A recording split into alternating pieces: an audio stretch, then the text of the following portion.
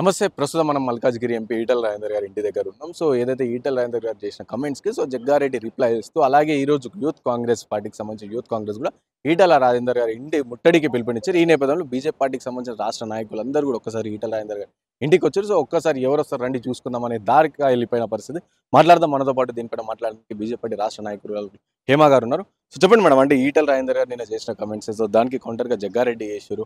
So ఏ విధంగా అంటే నడి రోడ్డున బట్టలు విడదీసి గుంజీలు తీస్తాను ఈ విధంగా వ్యాఖ్యలు చాలా ఘాటుగా ఈటల రాజేందర్ కూడా ఘాటుగా వ్యాఖ్యలు చేసి సో జగ్గారెడ్డి దాన్ని కౌంటర్గా చేసే ప్రయత్నం చేస్తారు. సో ఎట్లా చూస్తారు ఈ వ్యాఖ్యలు?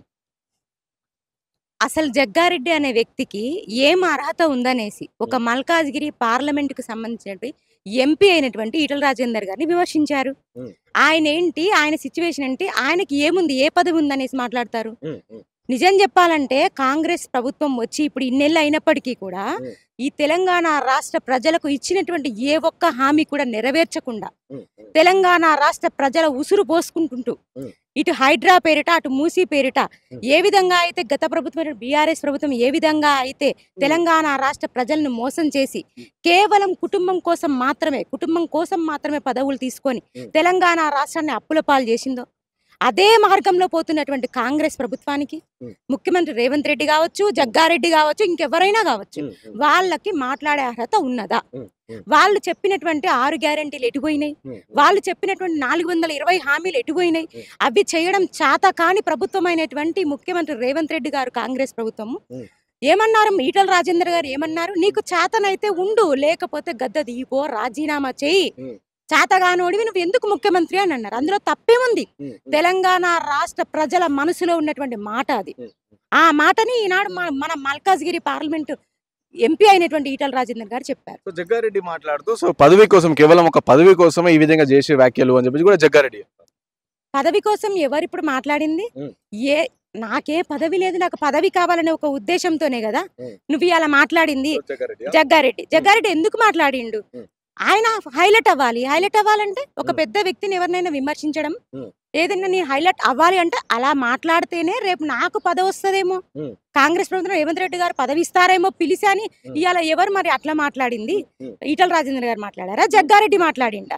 ఇక్కడ ప్రతి ఒక్కరికి తెలంగాణ రాష్ట్ర ప్రజలందరికీ కూడా అర్థమవుతుంది ఎవడు పదవుల కోసం పైరవీలు చేస్తున్నాడో, పదవుల కోసం మాటలు వదులుతున్నారు అనేది తెలంగాణ రాష్ట్ర ప్రజలకు చేతనైతుంది, తెలుస్తుంది. తెలంగాణ రాష్ట్ర ప్రజలకు నీకు చేతనైంది, నువ్వు చెప్పిన హామీలు నీకు దమ్ముంటే, నీ కాంగ్రెస్ ప్రభుత్వానికి దమ్ముంటే నువ్వు చేసి చూపి. నువ్వు ఇచ్చిన హామీలు కావచ్చు, 6 గ్యారెంటీలు కావచ్చు, నువ్వు ఏదైతే అన్నావో అవన్నీ నిరూపించు.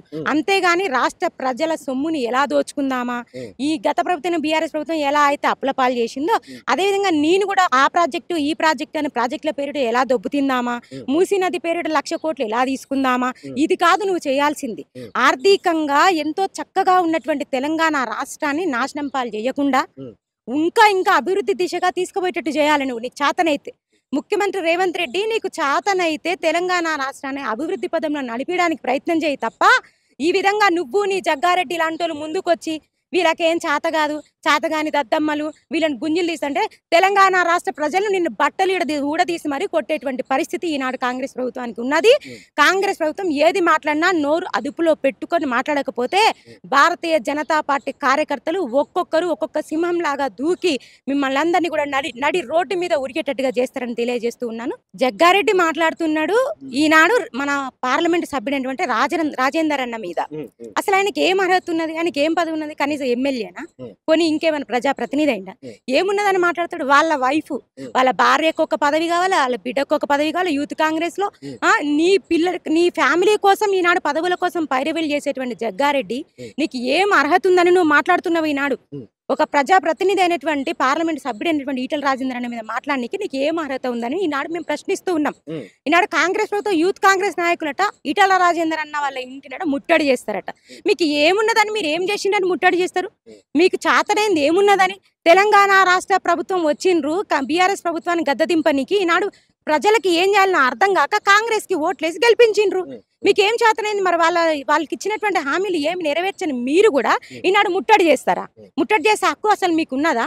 ఇక అట్లా ముట్టడి చేయాలంటే తెలంగాణ రాష్ట్ర ప్రజలు అండ్ భారతీయ జనతా పార్టీ కార్యకర్తలు అందరూ ముట్టడి చేస్తే ముట్టడిలోనే అందరు కొట్టుకొని పోతారు. కాంగ్రెస్ లో ఉన్నటువంటి ప్రతి ఒక్క యూత్ కాంగ్రెస్ నాయకులు కావచ్చు, కాంగ్రెస్ పార్టీ కార్యకర్తలు కావచ్చు, జగ్గారెడ్డి కావచ్చు, రేవంత్ రెడ్డి కావచ్చు, ఎమ్మెల్యేలు ఎంపీలే కావచ్చు అని తెలియజేస్తుంది. సో ఫైనల్ గా ఏం చెప్తారండి? ఫైనల్ గా ఇప్పుడు ముట్టడి అనేది ప్రయత్నించారు, సో మీరు అందరూ కూడా ఒక్కసారిగా వెళ్ళిన పరిస్థితి, సో ఏం చెప్తారు ఫైనల్ గా ఒక్కటే చెప్తున్నాం, భారతీయ జనతా పార్టీ నాయకుల్ని ముట్టుకోవడం అనేది అది జరగని పని.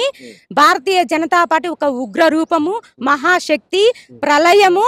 నెక్స్ట్ తెలంగాణ రాష్ట్రంలో రాబోయేది భారతీయ జనతా పార్టీ. మీ పప్పులు ఇక్కడ తెలంగాణ రాష్ట్రంలో ఉడకవు. భారతీయ జనతా పార్టీ కార్యకర్తలు ఒక్కొక్కరు 1000 మందితో సమానం. ఈ విషయం మీరు గుర్తుపెట్టుకోండి. ఈనాడు కేంద్ర ప్రభుత్వం ఇచ్చేటువంటి సంక్షేమ పథకాలు, సంక్షేమ ఫలాలు ఆ నిధులతోని ఇక్కడ నడిపించుకుంటూ మీరిచ్చినట్టుగా ఈనాడు బిల్డప్లు ఇచ్చుకుంటూ తెలంగాణ రాష్ట్రంలో తెలంగాణ రాష్ట్ర ప్రజలను మభ్యపెట్టడం అనేది అది అసాధ్యం. రాష్ట్ర ప్రజలందరికీ కూడా తెలుసు కాంగ్రెస్ ప్రభుత్వం ఏ విధంగా హామీలు ఇచ్చి, దొంగ హామీలు ఇచ్చి, మాటలు చెప్పుకుంటూ మాటల కోరు ప్రభుత్వంగా ఉంటుందని తెలంగాణ రాష్ట్ర ప్రజలకు తెలుసు. రేపు రాబోయేటువంటి సంస్థాగత ఎన్నికలలో కావచ్చు, తెలంగాణ రాష్ట్రంలో ఉన్న ఏ ఎలక్షన్ అయినా సరే భారతీయ జనతా పార్టీ గెలుస్తుంది. గోల్కొండ కోట పైన కాషాయపు జెండా ఎగిరి తీరుతుందని తెలియజేస్తూ ఉన్నాను.